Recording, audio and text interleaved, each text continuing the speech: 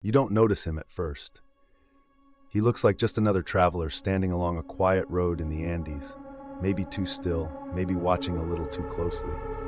The kind of person you'd pass without thinking until you realize he hasn't moved, and somehow he's always there when you look back. The wind cuts thin and cold through the mountains, and that's when the feeling creeps in, that you've already been chosen.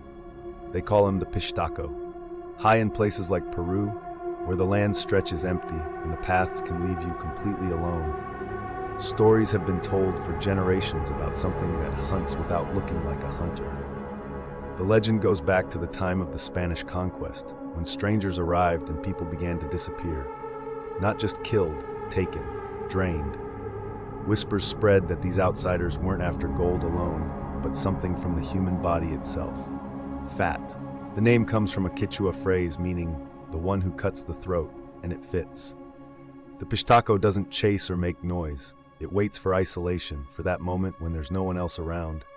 Then it strikes quickly and quietly, taking what it came for and leaving the rest behind. People say it looks like a man, pale, sometimes dressed like a priest, sometimes like a worker or traveler.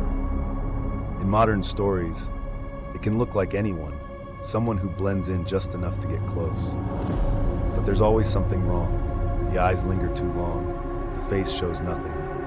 Some say it carries blades or strange tools. Others talk about sacks already filled with what it's taken. And what it takes is always the same: human fat, carved out and carried away.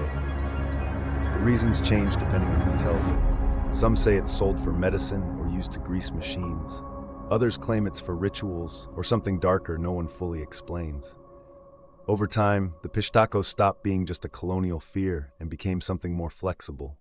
Sometimes it's a foreigner, sometimes a corrupt official, sometimes not entirely human at all. But it always waits until you're alone. Fighting it isn't simple. Some believe it can be fought like any man, because in some versions, that's exactly what it is, someone hiding behind the legend. Others say it's stronger, something that doesn't go down easily. What most stories agree on is this: it depends on secrecy. It needs you isolated, unaware, unsure. Its real weakness might be being recognized. That moment when you realize something isn't right and you don't ignore it. The story shifts from village to village across the Andes, told quietly when someone doesn't come back from a long walk or a trip through the mountains. It's not always told like a myth.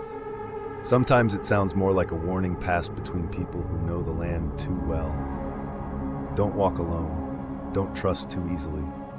And if someone is watching you in a place where no one should be, don't stay long enough to find out why.